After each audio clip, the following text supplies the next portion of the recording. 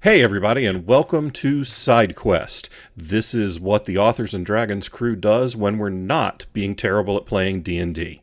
This is your intermediate week silliness. I'm John Hartness, and joining me tonight are Robert Bevan, Rick Gualateri, and our special guest, horror, comedy, YA writer, and all-around good dude, Jeff Strand. So, yay! I'm not cheering. You've butchered my name, asshole. No, I know. I said asshole perfectly correctly. I was hoping this would be my opportunity to hear how it's actually pronounced, but No. That's it. It's gooby. I think we'd been doing this podcast together for a year before I could either pronounce it or spell it correctly. You know, I've often said that if I have to start this writing, if I had to start writing again just from scratch, I was just going to go with an easy to spell, pen name, like maybe Jeff Stand or something. I was thinking, Tingle is a really easy to pronounce and spell last name. like Grandmaster Nikki G. If I ever get another person named Rick with a last name that starts with G, send me a Facebook friend request. I'm going to tell them to fuck off, because then that'll ruin my just typing in Rick at G and having Facebook fill in the rest. It sounds like a good strategy, but the reality is nobody listening to this gives a shit about me. So, welcome, Jeff. I won't lie, I am a big fan. I consider you kind of the, and this is probably insulting from an age standpoint, I consider you kind of the literary, I guess, father of horror comedy, if you will. Yeah, it's been a long time since I was the promising newbie. As opposed to me and Rick, who never were that. So, you got a leg up there. So how many books do you have out by this point? Rick and I were comparing notes, and I think we've read 15 of your books between us, and we've missed a solid bunch of them. So how many are out there? It's just under 50. And it kind of depends. I have a book called 5 Novellas. And if you count the individual novellas, which were published separately, then that's, another 5. But, I've got a couple collaborations, which I only count as a half, but it ends up being a little under 50. Wow, I'm kind of in impressive. the same boat, because I've done a lot of individually published novellas that I then collected into things. So I tell people, I don't know, between 25 and 30. So I get what you're saying there with can't really tell after a while. Yeah, I think once you hit 20, you're allowed to legally say a lot. Yeah, I think so. Now, is the Andrew Mayhem series the one with the most books in one single series? Yeah, I only have 2 series. So Okay. the Andrew Mayhem one has 5 books in it, and Wolf Hunt has 3. And everything else is a standalone. And that's something that's kind of unique to horror as opposed to science fiction or fantasy, because sci-fi and fantasy is all about the series. And horror, well, you guys kill everybody most of the time, so it's Well, a even little if you don't kill people. If you're doing a fantasy series, it's easy to have, it's logical to have lots of adventures. Not necessarily easy, but it makes sense that your characters would have lots of adventures. In science fiction, it makes sense that you would have lots of adventures. In horror, it's not quite as logical that you would keep running into these horrible situations. Well, that's kind of different in movies, though, because every horror franchise just runs into the fucking ground. Well, But usually not with the heroes. Usually it's the bad guy who's trying to kill more people. Now I gotta say, there are 3 things I really admire about you. And one, obviously, is your stories; they're really good. But one, when I actually see your name on the horror comedy list on Amazon, it's actually a horror. I know it's a horror comedy and not some fucking shifter porn. You and I are the 2, and sometimes John, the 3 people who actually write horror comedies who show up on the horror comedy list. yeah, pretty much. That's Hey, I show up for about 15 minutes when I put out a new Shingles. That's right. All the Authors and Dragons guys pop in and out nowadays, now that we're doing the Shingles books. But I think there was one point where the three of us actually had all of the top 10. A magical time. Yeah. Then it was all bear shifters. Yeah, people got to have their bear fuckings, so. I mean, some days you fuck the bear, some days the bear fucks you, and after the bear fucks you, you don't fuck the bear anymore. See, there's an idea. Instead of Wolf Hunt 4, you can do Bear Dick 1. I'm on it. I'm writing it already. But anyway, the third thing I was going to say is that you are pretty much unique, I would say, these days, because you're one of the few people actually who can who puts out standalone novels and makes it work, which is that is so friggin' rare. Just the fact that you managed to just build that up and it's just going strong. It's awesome. Well, it's from a creative standpoint. I feel like I make it work. The further I get from straight horror, the lower the sales get.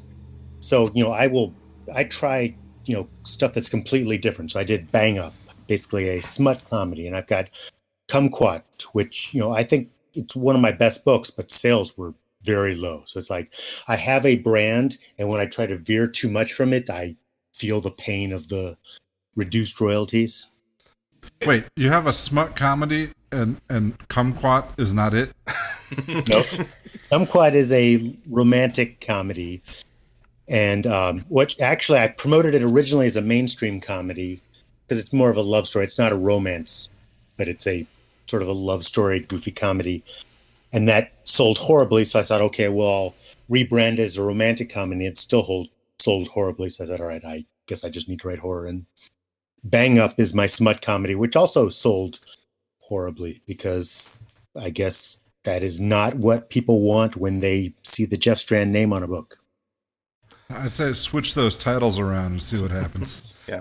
In case you're wondering, putting a pen name on it is no guarantee because I got my Caravans books out there and nobody gives a flying shit about them. I mean, I've got books that nobody gives a flying shit about, but they're all under my real name. It's your longest running series, but you recently went back to that series after kind of a long break, and you repackaged the first 4 and put out the 5th last year? This year. This year, okay. So what was that like, going back to a series after it had been out for a while? It was a lot of fun. There was technical challenge is that the series has run for 20 years, but only 3 years has passed in book time, which, as far as technology goes, cell phones didn't exist in the first one. The first book, which was published in 2000, but it took me a few years to sell it. So it's got, VCR tapes. It's got, cell phones don't exist. So it's very clearly that level of technology. So then it's okay, well, only 3 years have passed, but do I try to specifically set it, in 2000, or do I just sort of cheat? And I kind of just cheated, and so that the current book has current technology, just because it would be kind of weird. And the first book is never specifically says when it's set. So that element was kind of a pain. But as far as getting back into the characters, it wasn't really that hard. And the same thing, my Wolf Hunt series has a long gap between books. The first one was 2010, the second one was 2014, and the last one was 2020 or 2019. And they, I never found it really that hard to get back into them. It's pretty much the voice comes back pretty quickly. See, Rick, it's okay to have a big gap between Bigfoot hunters and Kraken hunters. Fuck you. Oh, God, yes. So that is, do not follow my example on long gaps between series, because that is horrible. In fact, both the 5th Andrew Mayhem book and the 3rd Wolf Hunt book, they weren't promoted as the final book, but they were designed that they could be. So it's not like everyone's dead at the end and there's no chance for Wolf Hunt 4, but it's like, if there's never another one, that's a satisfying resolution that was purposely done because my business model doesn't work. if I ever do another series, it's going to be one of those where at least the first three are just, bang, bang, bang. You get 3 in a row a month apart.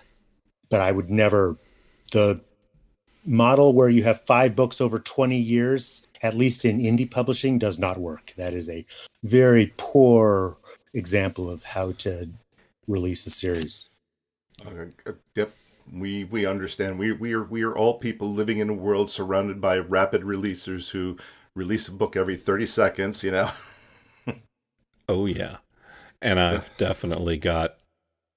got what I thought was going to be a series, and now I'm realizing, yeah, it's been 3 years and I haven't started on book 2. I think that may end up being a standalone. Might just never get back to that one. I have experimented with many strategies that don't work. I'm too stubborn to let go. So if I have this book and I'm like, yeah, there's going to be a sequel, 10 years later, I'm still like, yeah, I'm going to give that sequel or I will fucking die trying. Well, that's kind of what happened with mine was, Wolf Hunt 2 ended with the expectation that there would be a Wolf Hunt 3, and the 4th Andrew Mayhem book ended with the expectation that there would be a 5th. It was like I always had to write it from a creative standpoint. Like I can't leave the characters there. They weren't specifically cliffhanger endings. They just weren't satisfying resolutions to the characters. So there was always going to be one. I just had to hit the right time. And it turned out, I thought, well, if I put it out in May 2020, it would be the 20th anniversary of the first Andrew Mayhem book. So I'll do that. And then it ended up being June instead. So I was off by a month, but it was close enough. Yeah, but that's awesome that you have that commitment to actually your characters and and making sure that it's satisfactory for your readers, because there's a lot of authors out there. They'll put out 3 books, it doesn't sell well, they'll end it on a cliffhanger and then just be like, yep, screw off. Well, no, I knew this was going to happen because the first 3 Andrew Mayhem books came out pretty quickly, but of course that was back when everyone hated ebooks and I was completely unknown, so they did not sell. And then there was a long gap between the 4th one. So I thought, the 4th book, it's been 7 years. People are so excited. Money in the bank, baby. And then it tanked. And I thought, whoa, okay. So you can't wait 7 years. And so I kind of knew that the 5th one was not going to be the thing that buys me a brand new car. And, I had really low expectations on the sales, which were met. But from a creative standpoint, now, if I start a new series, I can say, look, I gave you a satisfying ending to Wolf Hunt. I gave you a satisfying ending to Andrew Mayhem. So you can't say, hey, why are you working on this other series when you're supposed to be resolving the one that you've already started? So now I can, with a clear conscience, start another series if I decide to do that. That's awesome. As somebody with 3 ongoing, long-running series, yeah, good on you, mate, because I tell you, juggling 3 at a time is not the easiest thing in the world. No, and I wouldn't do a new series unless I wrote the first 3 books and then published them really quick, because, yeah, I can't do the long delays anymore. Yeah, the market is just, it's amazing how much it's changed. Yeah, the world is very different. And Jeff, you've been in it for 20 years and 20 plus years now. So you've also done a fair chunk of traditionally published work in addition to your indie stuff. Are you still doing traditionally published work, or is it all indie now? At this point, it's all indie. That doesn't mean I won't try for another traditionally published deal, but I liked being a hybrid author because when I started, you did not self-publish. And I started in ebooks, but it was like, these are not self-published. These are traditionally published ebooks. And, self-publishing was the worst thing you could do. And then it sort of gradually changed. And then by the time because I was writing horror novels for leisure. So it was the traditionally published. You could find them in any bookstore. Normal, quote unquote, normal publishing situation. And then they closed their horror line right before Wolf Hunt was supposed to come out. So I thought, well, there won't be a stigma if I'm self-publishing a book that people know is going to be a quote-unquote real book. And then I did. Right. And I realized that the difference between 70% royalties and 6% royalties is the difference between potentially doing this full time and having a day job forever. And yeah, suddenly that makes it feel a lot more real than it before. Yeah, because with leisure, it was nice. I was a quote unquote real author, but there was no possibility of ever doing this full time because the money just wasn't. But then I self-published, and then once I didn't bring all of my readers, but I brought a good chunk of them to the 70% royalties, and then it's like, okay, that's way better. And so it kind of hit a point where if I continue to be prolific, I can't put out a book a year and sit back. I have to be constantly putting out new material, but it was enough to let me do it full time. And the traditionally published stuff, it's nice. It's kind of nice because you get paid in bigger chunks as opposed to smaller. So, advances are nice, but I did 5 young adult books and then wasn't that happy with the release of the 5th one. They had said, "Oh, we're gonna really focus on the bookstore sales. It's gonna be, really widely available." And then on release day, I went around to all the bookstores, and it's like, no, there are 2 copies spine out. So I'm happier with the indie stuff where I can do, within the guidelines of I have to write stuff that sells. So I can't be doing more books like Bang Up or Kumquat. I have to focus on, what my readers want. But I can, within that context, I can write whatever I want, and I don't have, I have pretty much total creative control. So I'm not saying I will never seek another traditionally publishing contract, but it will happen when I'm a book ahead. So it's like if I have a completed novel and I say, you know what, it's too early to self-publish this, I'm going to hang on to it, I don't want to overwhelm my readers, then maybe I'll focus on something for traditional publishing. But for the most part, I'm all in on indie publishing right now. I wondered a little about that because I think one of the times we talked, you were doing your horror stuff indie and your YA stuff traditional. I would never do YA indie. I feel like my publisher for the YA, they got it into libraries and schools, which was my primary source of sales. Yeah. And I don't have the infrastructure to successfully promote a YA. Whereas I'm very tapped into the horror community, and so I'm able to promote my own stuff for adult horror, but I would never self-publish a YA book. And yet, Bleeding into Winter has how old's what's your protagonist? 13, 14? But it's not YA at all. I actually made a proactive attempt to say this is not YA, it's coming of age. So I said, it's, if you liked Robert McCammon's Boy's Life or Stephen King's The Body, that's what it is. It's YA is from the teenage perspective in the moment. And this is a guy who is presumably in present day, so it would make him in his 50s looking back. So he's writing it, it's a 50s-year-old narrator writing about when he was 14, not a 14-year-old narrator in the moment. And it's not really aimed at kids because a 14-year-old doesn't care about a 14-year-old in 1979. So it's aimed at people older looking back. But I was worried that people would say, oh, it's YA. So I kind of sort of made the aggressive before the book came out, saying, it's not YA, it's not YA, it's coming of age, it's coming of age. Well, you must have done a pretty good job because that's exactly the comp I used earlier today when I was talking about it with Rick on our chat. I said, it's a lot like McCammon's Boy's Life.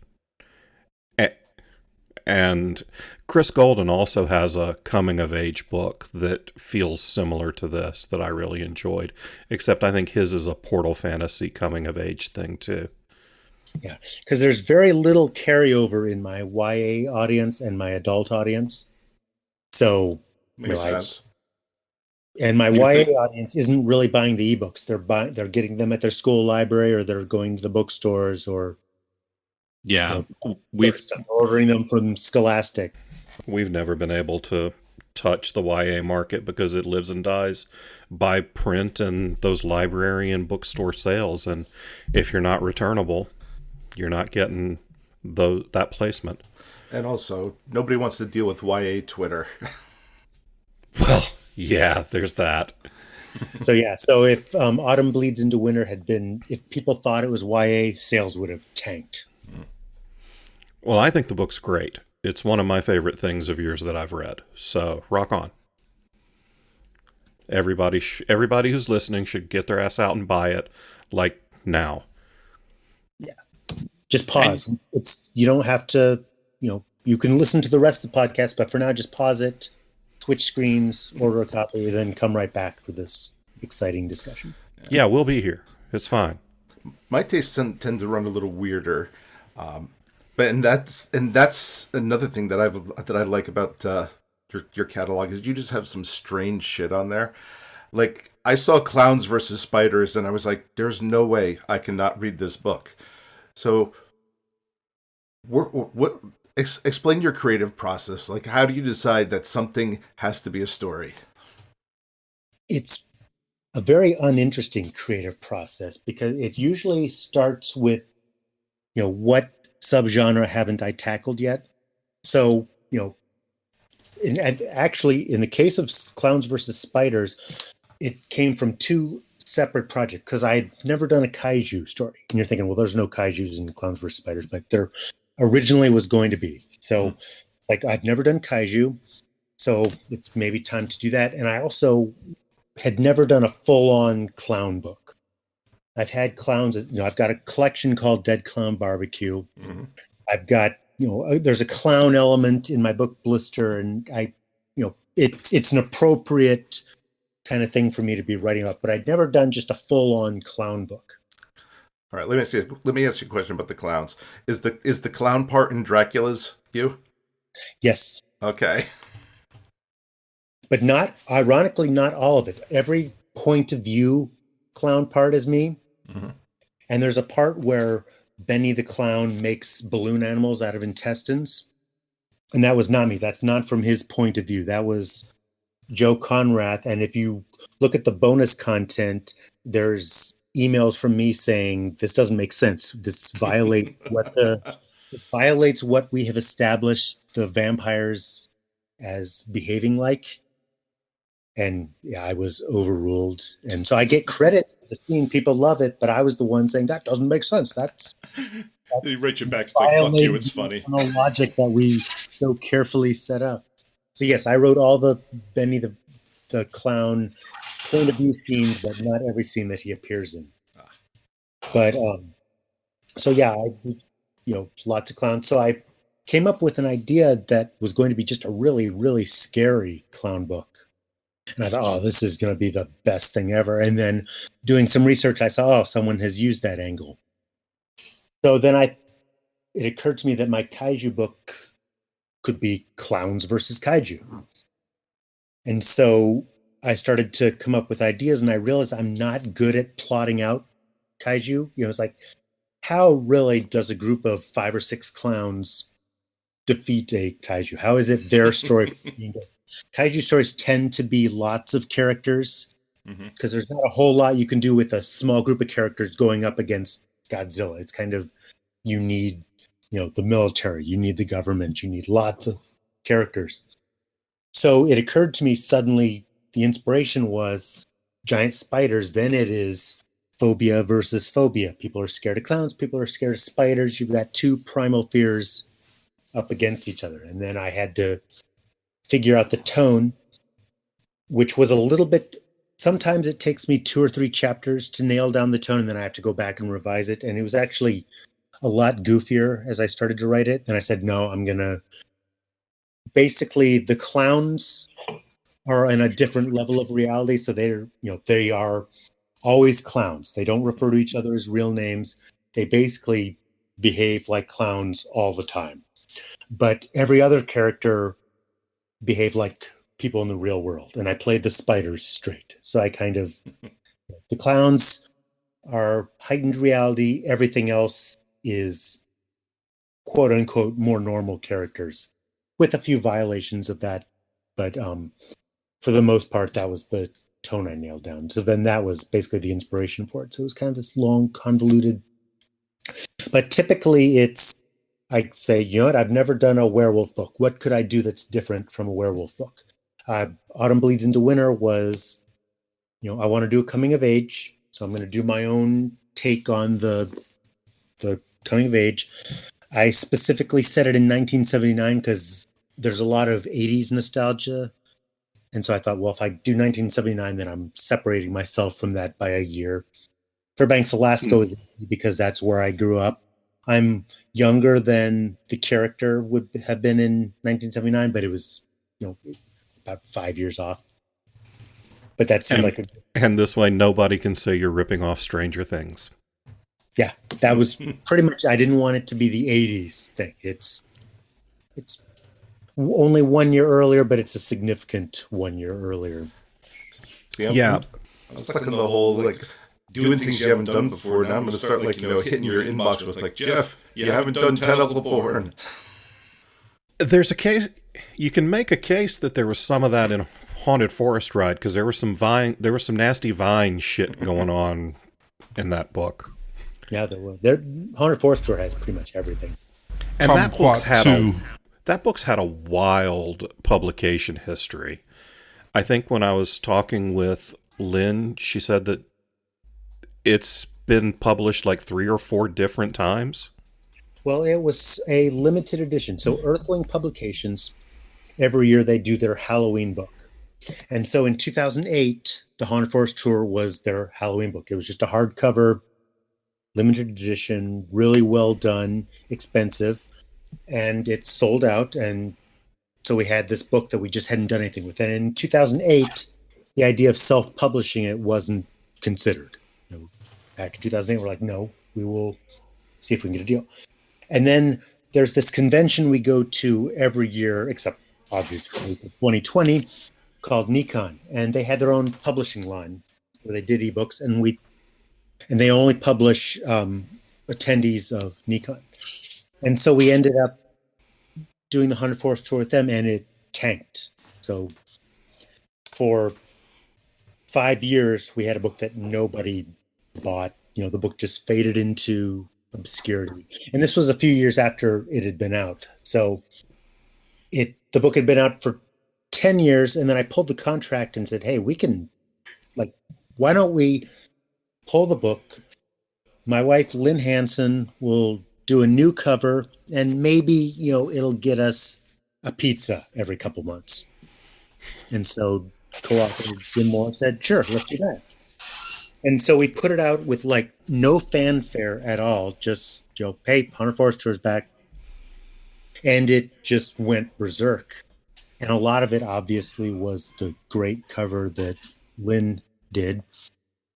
And it continues to do well. It was fairly well received when it first came out. But then, it was only a 400 copy limited edition. So it faded. The first ebook edition did nothing, brought it back with a new cover, and it also tapped into my Amazon algorithm. Okay. And at the time I had done a couple books that had done well, and so it was showing up as the also bought for those, and then the book just went insane. And, I was sending Jim monthly royalty checks that made him very, very happy. And we thought it was like, well, what, if it's $10 a month, it's $10 a month. That's $10 we wouldn't otherwise have. And it did. So it has been one of my all-time bestsellers. So we were done because the book had been out for 10 years when we brought it back. Yeah.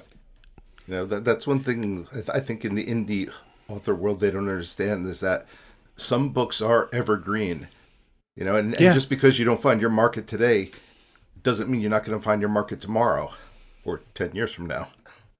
Yeah, absolutely.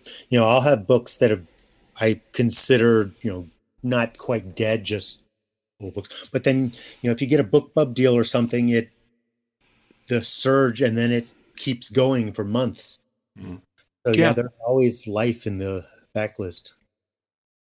And the stuff that's been out there and has earned its money and paid for the cover long since and paid for all the editorial long since, it's okay if there's a book out there that's just making $10 a month, because that 10 books that you've got out there making $10 a month, well, there's other books making a whole lot more each month, but that's another $100. Yeah. Yeah. That's, having a large backlist has helped me because, even the books that, are old books that aren't bringing that much money anymore, if I've got a bunch of them, you're right. 10 books times $10 is $100. If you have more than that, it all adds up. Yeah, it really does. It doesn't, New York seems to live or die by the home run model. They're Babe Ruth, they're Brett Favre. They go for home runs and touchdowns, but they also strike out and throw a lot of interceptions. When you're working indie, it's base hits. It's all about, okay, yeah, I'll get a really big hit every once in a while, but the consistent earners are what pays the mortgage. Yeah. Yeah. Oh, I'm a big fan of passive income. Me too, because I am really lazy. Me too. Yeah. I will say though, I very much agree. That is an awesome cover. Your wife did an incredible job on it. Yeah, I wanted to ask Jeff, what is it? How does it feel being the second most talented person in the house? Because we share a bank account, so. Because Lynn's work is also amazing. We just released today a book with a brand new Lynn Hansen cover, so you can find that at falstaffbooks.com. It's called Ghost Dance Judgment. I highly recommend it. And that's the second of probably, hopefully, many covers she'll be doing for us, because she's great to work with, too. So, and I see she did Clowns versus Spiders as well, which is just one of the most deliciously creepy covers I've seen. Yeah, it's one of my favorites of hers. what's the one with the hand on the door? Because that's Sick House. That's my favorite of the ones that she's done for you, because that cover just creeped me out the first time I saw it. I was like, oh my God. Yeah, it's usually this interrogation because I'm really, really bad at coming up with ideas. So it's like, so what do you want on the cover? I don't know. It's like, well, what's the book about? Well, I don't, it's a haunted house. Well, I'm not going to do a house on the cover, so forget that idea. And it's like, finally, after this, interrogation is like, well, you can see the bones through the ghost's arm. Okay, that's what we're going to do. Transparent arm made creepy with, peeling wood on and then came up with a fantastic cover that I had maybe 1% to do with. Yeah, it works well because, there's the bullshit of, never judge a book by its cover, but let's be honest, we do. That's bullshit. I mean, if you weren't supposed to judge a book by its cover, I wouldn't spend money on covers. Because I'm not just lazy, I'm cheap too. But people absolutely judge books by the cover. And books by the cover, and also I feel like it's legitimate in indie publishing, because if it's a garbage cover, you have, it does say, okay, how professional are you? If you're not able to recognize that cover is not going to sell books, how much work did you put into the editing? How much work did you actually put into the book? I feel like it's very rare that you will see a masterpiece with a, really badly done amateurish cover. Usually they kind of go together. Yeah, I can think of very few examples of really good indie books with covers that aren't very good. Yeah, I mean, it can go the opposite way. You can have a great cover in a terrible book, but it's very rare that a masterpiece has a garbage cover on it. Yeah. Homemade, like most of the time, in your case, you're doing essentially homemade covers, and they're great. And most of the time, though, homemade equals, oh God, I'm just going to stick my eyes out with a fork. So you've seen some of my early Bubba the Monster Hunter covers, huh? Yeah, I would never do my own covers. But also, she does covers for lots of people. So it's not like she only does my covers and it's a homegrown situation. It's she's a professional cover artist, so I lucked into that. Yeah, and she is truly fantastic. The cover for my limited edition Quincy Harker omnibus is one of hers, and I've got it blown up. I've got the image blown up into a 24 by 36 canvas on my office wall because it's an awesome picture. And I'm gonna be checking out her website because I have not my main series, but I have a couple books that I look at and I'm like, I like the cover, but I'm not sure the cover helps sales. It's www.lynhansenart.com, and it's LYNNEHANSENART.com. Yeah, I was gonna say I already had it because I was just stuck in the look inside of your books. I was gonna ask, how do you spell art? God bless Georgia. And you guys can decide which of the two of you I'm talking shit about when I say God bless Georgia. All right. So of your exhaustive library, what's your favorite book? Mine wavers between two. It's either Cyclops Road or Blister. So I pretty much call it a tie between the two. If I'm forced to pick one, it changes. So for the purposes of this podcast, right now I'll say Cyclops Road. So what's about it that makes it your favorite? I think it's one of my more ambitious books. I like the characters a lot. I think it's just, I'm not completely sure. It's just one of those, I feel like it's one of my bigger, better, more entertaining. I think it covers a lot of emotional territory. So the opening is really sad. It's got lots of action in it. It's got lots of comedy in it. It's one of those that I finished. I thought, yep, I'm pretty happy with this one, which, the book that is in my head is never the book I write. It's never like, wow, that's even better than I thought it was going to be. It's always way, way worse than what I thought I was going to write. But that came closer to my grand ambitions than I usually achieve. Yeah, but in a way, I think that's kind of a good thing. You never want to fall in love with your own stuff because I think that's a good way to just see quality drop, or to turn into one of those I don't need an editor types. It's a good way to turn into a douchebag. Mm. Guys, I'm fucking right here. Now, you said that you've been tied into the horror community. As we know, you've been a guest on Brian Keene's podcast a bunch, but you've had a really close association with the Stoker Awards. How did it come to be that you were the MC of the Stoker Awards for, what, a decade? Yeah, they the tradition had been the very first ceremony and the very second ceremony were emceed by the same guy, Robert Weinberg. After that, it was always a different person or a pair of people every year. So it was never the same person twice after the first 2 years. And so that went on for, I think, about 15 years or something. And so then they invited me. I was like, sure, absolutely. I think it was like, you do horror comedy. You'll probably be funny up there. Let's let Jeff do it. And so I did.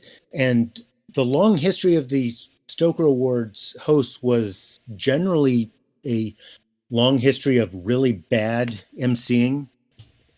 So it was something that the ceremony was something you just got through because it was not what is considered a very high level of emceeing.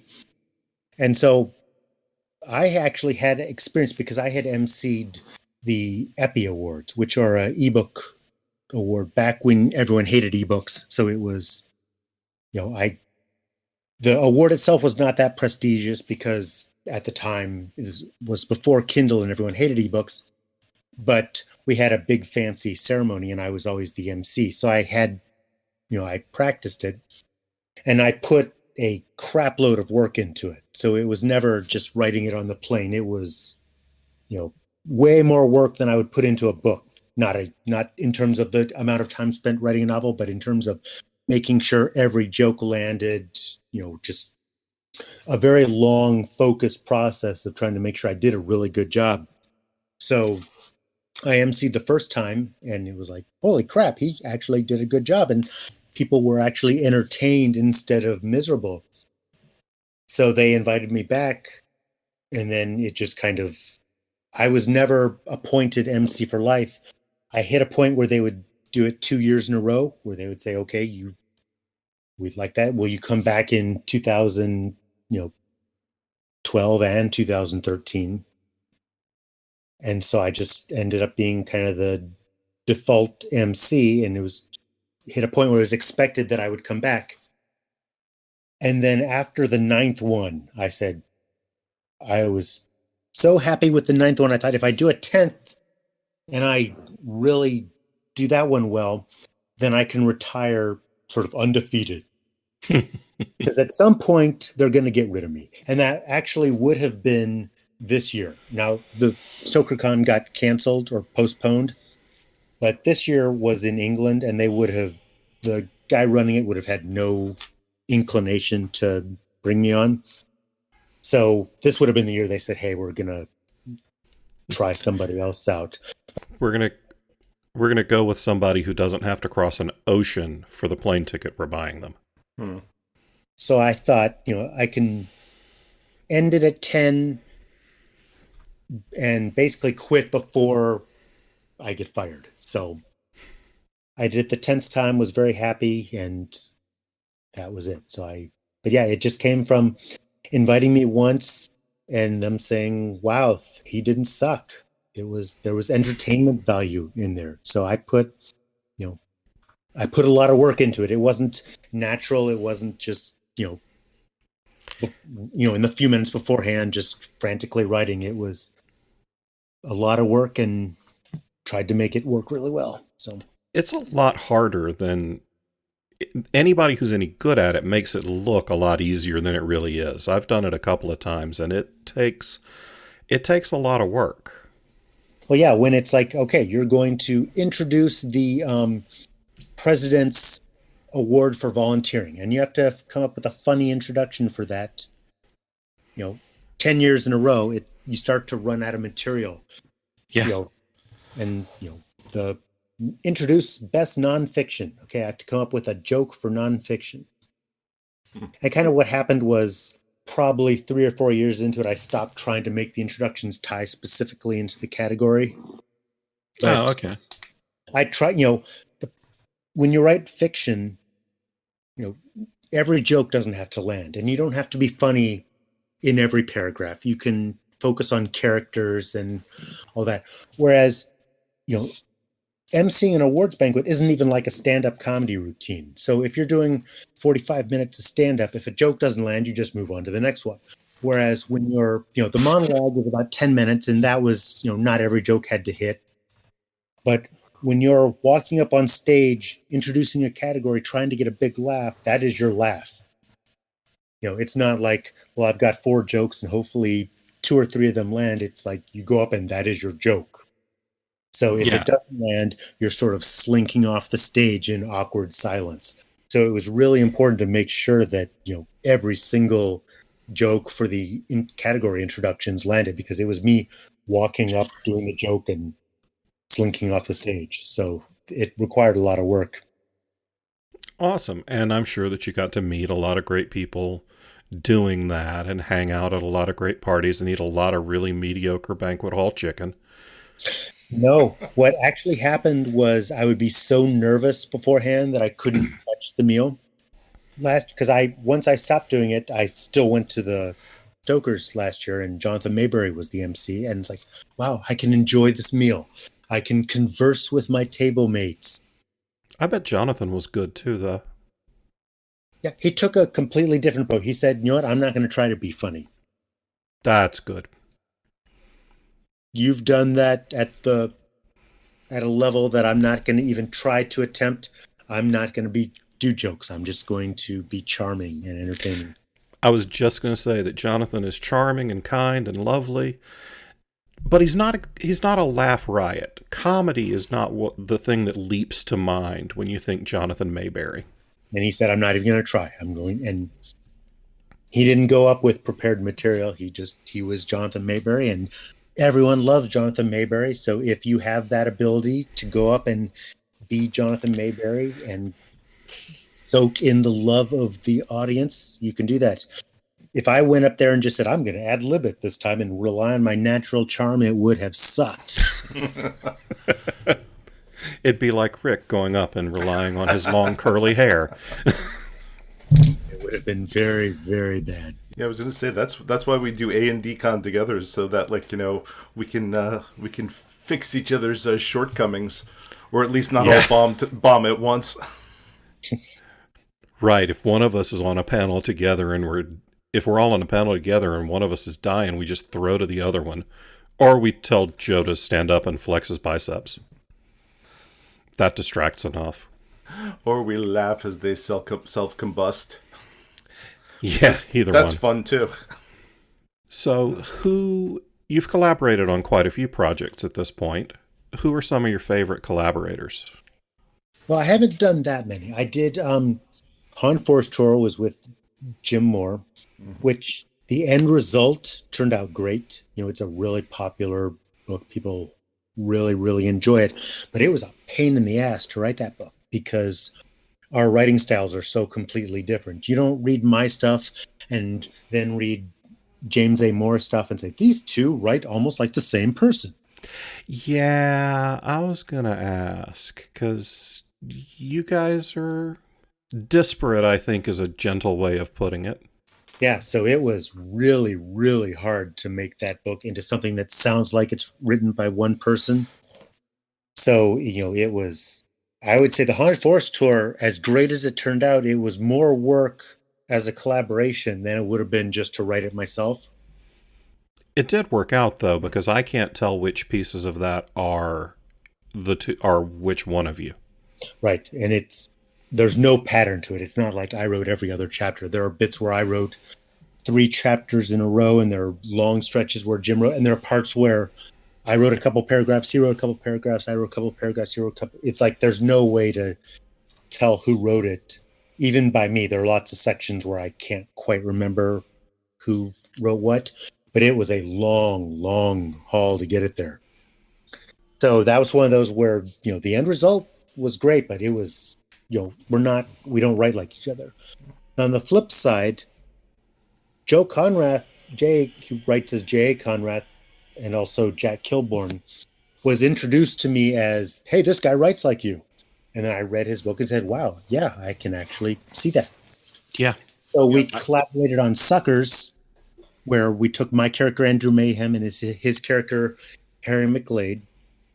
And that one does have a very distinct thing where you can tell who wrote what, because it alternates the characters' points of view. So if it's an Andrew Mayhem part, I wrote 90% of it, and if it's a Harry McGlade part, he wrote 90% of it. So you can kind of tell who wrote what. And then he said, we collaborated on a short story called Cub Scout Gore Feast, and there was a bit where one of the kids refers to a vampire as a Dracula. He said, Draculas. We are going to write a book called Draculas. And so then he decided to bring in F. Paul Wilson, one of my favorite authors, and Blake Crouch. And in that case, we all, our writing styles aren't interchangeable, but it's pretty similar. We're pretty straightforward. There's no flowery language. We're direct and to the point. So in that case, it was a much easier collaboration in terms of making it sound like one person wrote it. It was essentially Joe Conrath and Blake Crouch did the basic story structure, and then F. Paul Wilson and I were kind of closer to the work for hire, where I was like, okay, Jeff, in this section, because we each took 2 characters. I took Benny the Clown and Randall the Lumberjack. Each person had a human good guy character and a vampire villain character. So it would be, okay, Jeff, take Randall the Lumberjack from point A to point B. Now, within that, I could do whatever I wanted, but it was like, get him here, from here to here. So I would do that. So we kind of had two guys who were managing the overall story to keep it from just completely falling apart. But everyone was writing their own section. And you can, if you go through it, you can, if it's, we've got headers for which character's point of view it is. So if it says Randall or Benny, there's, again, 90% chance that I wrote it. Then you can back into it. So that one was a lot faster. It was written very, very quickly because Joe Conrath's process is, I'm going to write this book. Now I'm going to tell the world that I'm writing this book. Now I'm going to put this book up for pre-order. Now let's start the book. So we're just like, whoa. So we were really, if it had not worked, we would have been screwed because it was, let's do this, and let's give ourselves a really tight deadline and just tear through it. So it was written very quickly, but very efficiently. And there wasn't the issue of trying to fit two completely, different voices together because we all kind of write in a fairly similar style.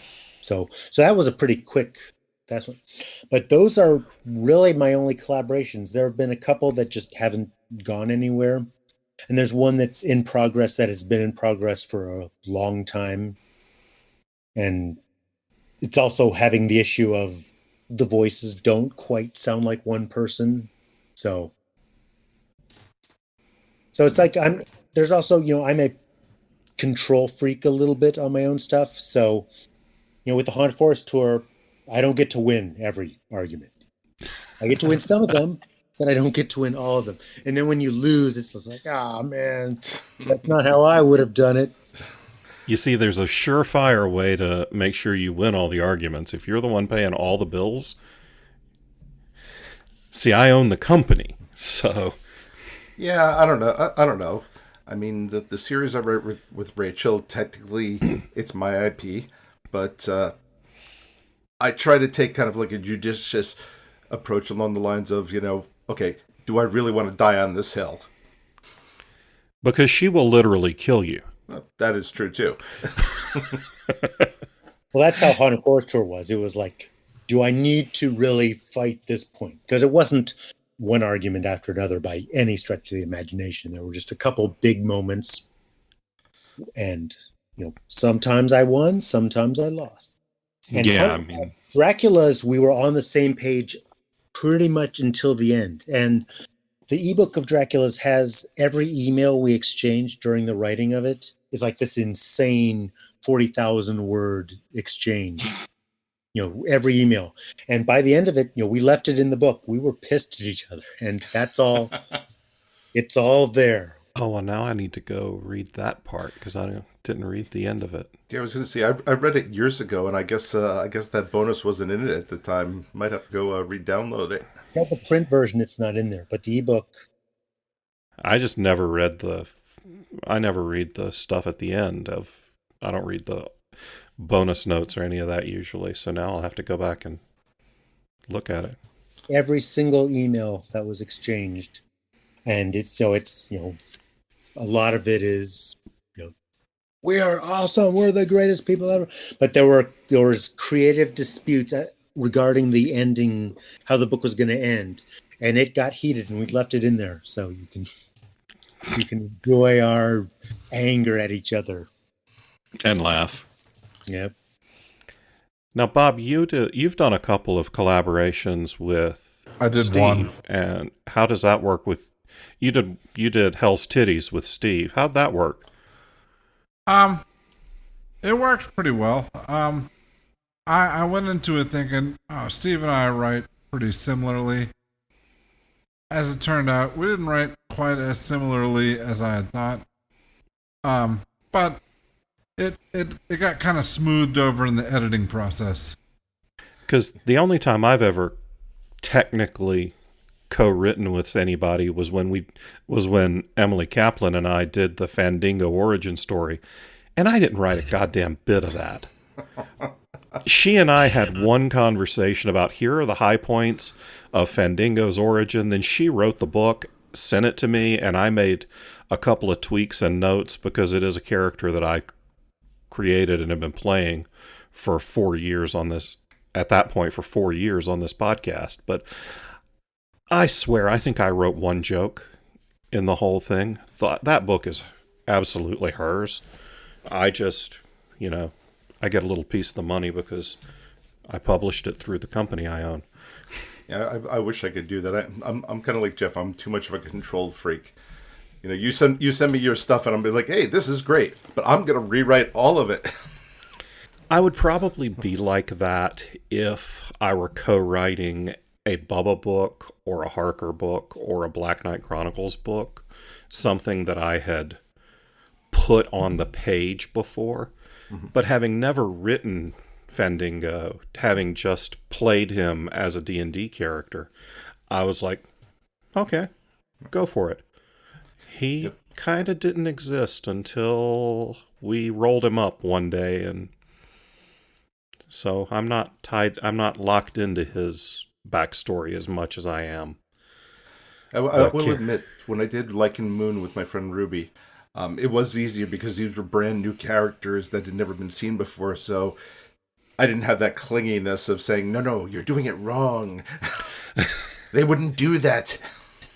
Yeah, I remember one time you were talking about expanding the Bill universe into letting people do Kindle shorts in that, and I was like, dude.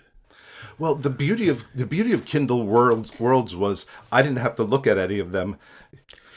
So that would have maybe taken the insanity out of it along the lines of, hey Rick, this book is written by Kindle Worlds and it's messing up everything in yours, and don't care. I just get the royalties. Yeah, anyone who believes that Rick would have actually been like that, I got a bridge to sell you. He would have vibrated so much he would have grown hair back. I would have haunted these people. Be like, hey, I see what you did. It's pretty good, but I have some notes.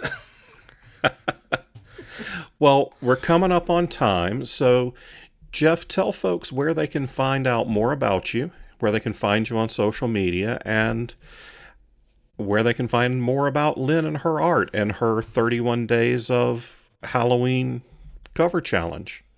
Well, we'll start with Lynn, www.lynnhansenart.com. Yeah, this is her second October where she's done a cover every single day based on prompts. She's listed the 31 different one-word prompts, and then she does a cover every single day based on those, which people can purchase at a discounted rate. While she's still finishing up other cover commissions. Yes. She's very, very busy. I'll admit, I'm on her website right now, and I'm looking at her stuff, and I'm just like, yeah, this is some really nice stuff. Yeah, dude, she's real good. And then I'm on Facebook as Jeff Strand Author. I'm on Twitter as Jeff Strand. I'm on Instagram as Jeff Strand Author. And the one-stop shopping place is my website, jeffstrand.com, which has information on all my books, links to all the social media, link to my newsletter, and pretty much everything you would need. And a bunch of your books are available in Kindle Unlimited, so... All of them. Pretty much every self-published book is... So all my adult horror is through Kindle Unlimited, and I don't think the YA ebooks are, but yeah, any horror, any adult novel of mine is Kindle Unlimited. Yeah. And awesome. I'll just say, no one in our audience who's like listening to Authors and Dragons there, I guarantee Jeff has something that's like up your alley, so definitely go check it out. And he doesn't live all that far from Nashville, so if you guys send him enough fan mail, we could probably get him to come hang out with us one weekend next August in Nashville at Authors and Dragons Con 2021. That invitation is now officially laid out there, pal. So if COVID-19 is done, I am there. I'm just going to warn you, though, if that happens, Jeff.